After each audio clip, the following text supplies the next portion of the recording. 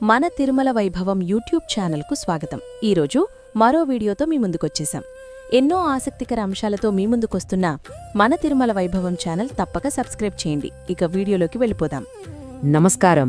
పురాణాల్లోని ఎన్నో అద్భుతమైన కథలు మనకి స్ఫూర్తినిస్తాయి కదా. అలాంటి ఓ శక్తివంతమైన కథ గురించి ఈరోజు మనం తెలుసుకోబోతున్నాం. ఇది మాఘపురాణం నుంచి తీసుకున్నది. ఒక చిన్న ప్రశ్న: ఒక్క భక్తితో కూడిన పని తరతరాలుగా ఓ ఆత్మ పడుతున్న నరకాన్ని, దాని తలరాతని మార్చేయగలదా? అంటే నమ్మకం అనేది విధిని కూడా జయించగలదా? ఈ కథలో మనకి ఆ సమాధానం దొరుకుతుంది.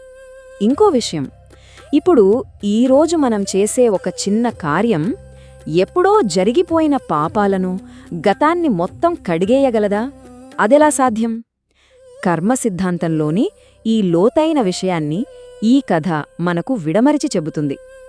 అన్నిటికంటే ముఖ్యంగా ఈ పవిత్రమైన మాఘమాసంలో చేసే ఒక పుణ్యస్నానం, దాని వెనకున్న అసలైన శక్తి ఏంటి, దాని ప్రభావం ఎంత దూరం వెళ్తుంది, ఈ ప్రశ్నలన్నింటికీ సమాధానం మాఘపురాణంలోని 7వ అధ్యాయంలో దాగి ఉంది. పదండి ఆ కథలోకి వెళ్దాం. సరే, ఈ కథ మొదలయ్యేది సుశీలుడు అనే ఒక ధర్మనిష్ఠగల బ్రాహ్మణుడితో. ఆయన తన జీవితంలో అనుకోకుండా చేసిన ఒక ప్రయాణం ఊహించని విధంగా ఒక భయంకరమైన రహస్యాన్ని బయటపెట్టబోతోంది. అదెలాగంటే, ఒకసారి ఆయన తీర్థయాత్రలు చేస్తూ వెళ్తుంటే దారి తప్పి ఒక దట్టమైన కీకారణ్యంలోకి వెళ్ళిపోయారు. సూర్యుడు అస్తమిస్తున్నాడు. అంతా చిమ్మ చీకటి. ఆ అడవిలోని నిశ్శబ్దం, అప్పుడప్పుడు వినిపించే వింత శబ్దాలు వణుకు పుట్టిస్తున్నాయి. అయినా సరే ఆయన ధైర్యం కోల్పోలేదు. అలా దారికోసం వెతుకుతూ ముందుకు వెళుతున్న సుశీలుడికి అకస్మాత్తుగా దారికి అడ్డంగా ఒక భయంకరమైన ఆకారం వచ్చి నిలబడింది. నిప్పు కణాల్లాంటి కళ్ళు, పొడవాటి కోరలు, అసలు చూడటానికే ఎంతో భీతి గొలిపే ఆ రూపం ఒక బ్రహ్మరాక్షసుడిది. అయితే చూడండి, అంత భయంకరమైన రూపాన్ని చూసి కూడా సుశీలుడు భయంతో వణికిపోలేదు. ధైర్యంగా ఆ జీవి వైపే చూస్తూ నిలబడ్డాడు. అప్పుడు ఆ బ్రహ్మరాక్షసుడు తన బాధ నిండిన కథను చెప్పడం మొదలుపెట్టాడు. అసలీ బ్రహ్మరాక్షసుడంటే ఎవరు అంటే, పూర్వజన్మలో బ్రాహ్మణులై పొట్టి తమ దగ్గరున్న పవిత్రమైన జ్ఞానాన్ని దుర్వినియోగం చేసినవాళ్లు, లేదా ఘోరమైన పాపాలు చేసినవాళ్లు. వాళ్లాత్మలు ఇలా భయంకరమైన రాక్షస రూపంలో చిక్కుకుపోతాయి. వీటికి శాంతిగాని విముక్తిగాని ఉండదు. అంతులేని హింసను అనుభవిస్తూ ఉంటాయి. వాళ్లు చేసిన కర్మ ఫలితమన్మాట. ఆ బ్రహ్మరాక్షసుడు అంతులేని బాధతో తన గొంతులోంచి ఇలా అన్నాడు: ఓ బ్రాహ్మణోత్తమా, నేను నా గడిచిన కర్మల బరువుతో ఇక్కడ చిక్కుకుపోయాను. నా ఆత్మకు శాంతి లేదు. ఈ భయంకరమైన రూపంలో అంతులేని నరకం తప్ప మరేమీ లేదు. ఆకలి, దప్పిక, నిరంతర వేదన, ఇదే నా బతుకు. ఆ రాక్షసుడి దయనీయమైన పరిస్థితిని చూశాక సుశీలుడి హృదయం కరిగిపోయింది. ఆయనలోని భయం పోయి దాని స్థానంలో కరుణ, జాలి పుట్టుకొచ్చాయి. ఎలాగైనా ఆ బాధపడుతున్న ఆత్మకు సహాయం చేయాలని గట్టిగా నిర్ణయించుకున్నాడు. అప్పుడు సుశీలుడు ధైర్యంగా ఇలా మాటిచ్చాడు: ఓ ఆత్మా, నువ్వేం నిరాశపడకు. నీకు విముక్తి కలిగించడం నా ధర్మంగా భావిస్తున్నాను. అసలు నీ వంశంలో ఇంకా ఎవరైనా బ్రతుకున్నారా?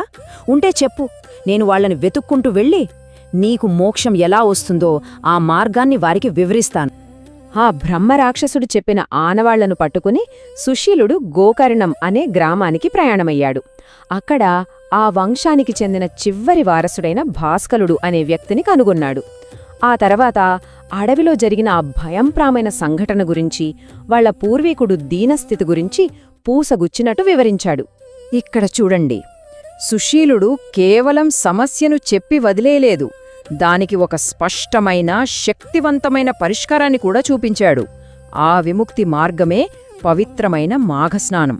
సుశీలుడు భాస్కరుడితో ఇలా చెప్పాడు: రాబోయే పవిత్రమైన మాఘమాసం కోసం వేచియుండు. ఆ నెల రోజులు ప్రతిరోజూ సూర్యోదయానికి ముందే నదిలో పుణ్యస్నానం చెయ్యి.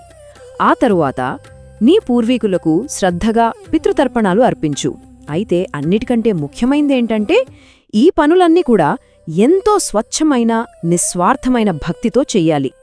ఎందుకంటే ఈ మాఘ స్నానం ద్వారా నువ్వు సంపాదించే పుణ్యఫలమంతా నేరుగా నీ పూర్వీకుడైన ఆ బ్రహ్మరాక్షసుడి ఆత్మకు చేరుతుంది. అప్పుడు ఆ పుణ్యశక్తి ఆయన పాపాలన్నిటినీ కాల్చేసి ఆ ఘోరమైన జన్మ నుంచి ఆయనకు విముక్తి కలిగిస్తుంది అని వివరించాడు. ఇక భాస్కరుడు సుశీలుడు చెప్పిన మాటల మీద పూర్తి నమ్మకముంచి అక్షరాల పాటించాడు. అతని ఆ అచంచలమైన విశ్వాసం, ఆ నిస్వార్థమైన భక్తి చివరకు ఒక మహా అద్భుతానికి దారితీసింది. మాఘమాసం రాగాడే భాస్కరుడు చెప్పినట్టే ప్రతిరోజూ నియమనిష్ఠలతో ఆ వ్రతాన్ని ఆచరించడం మొదలుపెట్టాడు. సరిగ్గా అతను ఆ వ్రతాన్ని పూర్తి చేసిన ఆఖరి రోజున ఎక్కడో ఆ కీకారణ్యంలో ఆ బ్రహ్మరాక్షసుడు ఏ చెట్టునైతే ఆశ్రయించి ఉన్నాడో ఆ పెద్ద చండ్ర చెట్టు పెను శబ్దంతో పెకిలించుకుని నేలకూలింది. అంటే ఆ ఆత్మను ఈ భూమికి బంధించి ఉంచిన ఆ భౌతిక బంధం తెగిపోయిందన్నమాట. ఆ చెట్టు కూలిన మరుక్షణమే అద్భుతం జరిగింది.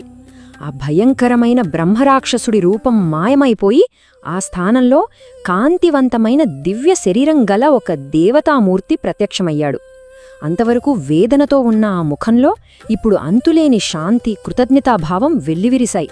ఆ తర్వాత ఆయన స్వర్గలోకం వైపు తన ప్రయాణాన్ని మొదలుపెట్టాడు. చూసారా, స్కాందపురాణంలో చెప్పినట్టుగా ఆ మాఘస్నానం ద్వారా వచ్చిన పుణ్యఫలం వల్ల ఆ ఆత్మ తన శాపం నుంచి విముక్తి పొంది చివరికి మోక్షాన్ని సాధించింది. భాస్కరుడి నిస్వార్థ భక్తి తన పూర్వీకుడికి సద్గతిని ప్రసాదించింది. ఇది మనకేం చూపిస్తోందంటే ఒక మామూలు భక్తిచర్య వెనుక ఎంతటి శక్తి దాగి ఉందో. సరే, ఇప్పుడు మనం మొదట్లో వేసుకున్న ప్రశ్నల దగ్గరికి మళ్లీ వద్దాం.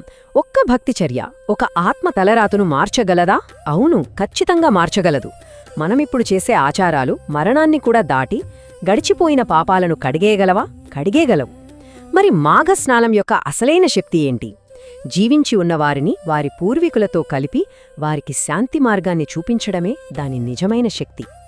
సో ఈ కథ నుంచి మనం నేర్చుకోవాల్సిన ముఖ్యమైన నీతేంటంటే కరుణ, విశ్వాసం అనేవి తరతరాల గాయాలను కూడా మాన్పగలవు. మనం చేసే ధర్మబద్ధమైన పనుల ప్రభావం కేవలం మనతోనే ఆగిపోదు, అది మన పూర్వీకులకు కూడా మేలు చేకూరుస్తుంది. చూడండి, సుశీలుడిలోని కరుణ, భాస్కరుడిలోని విశ్వాసం కలిసి ఒక శాపాన్నే అంతం చేశాయి. ఈ కథ మనందర్నీ ఒక చివరి ఆలోచనలో పడేస్తుంది. అదేంటంటే కేవలం ఒక్క నెల చేసిన వ్రతం ఒక ఆత్మకు మోక్షాన్ని ప్రసాదించగలిగితే, మరి జీవితాంతం భక్తితో ధర్మ మార్గంలో జీవిస్తే ఆ శక్తి ఎంత అపారంగా ఉంటుందో ఒకసారి ఊహించండి. ఈ అద్భుతమైన కథ మాఘపురాణం అనే జ్ఞాన సముద్రంలో కేవలం ఒక చిన్న బిందువు మాత్రమే. శ్రీ మహావిష్ణువు యొక్క సంపూర్ణ ఆశీస్సులు పొందాలన్నా, ఇలాంటి మరెన్నో స్ఫూర్తిదాయకమైన కథలు తెలుసుకోవాలన్నా మాఘపురాణంలోని అన్ని అధ్యాయాలను తప్పక శ్రవణం చెయ్యండి. ఎంతో పుణ్యఫలం లభిస్తుంది. చూశారు కదా, ఒక మంచి వీడియో. ఇలాంటి మరిన్ని మంచి వీడియోల కోసం మన తిరుమల వైభవం ఛానల్ తప్పక సబ్స్క్రైబ్ చేయండి. మరియు ఈ వీడియో కూడా లైక్ మరియు షేర్ చేయండి. అన్నట్టు క్రింద డిస్క్రిప్షన్లో ఉన్న మన వాట్సాప్ ఛానల్ తప్పక ఫాలో అవ్వండి. అక్కడ మరిన్ని ఆసక్తికర విషయాలు తెలుసుకోవచ్చు.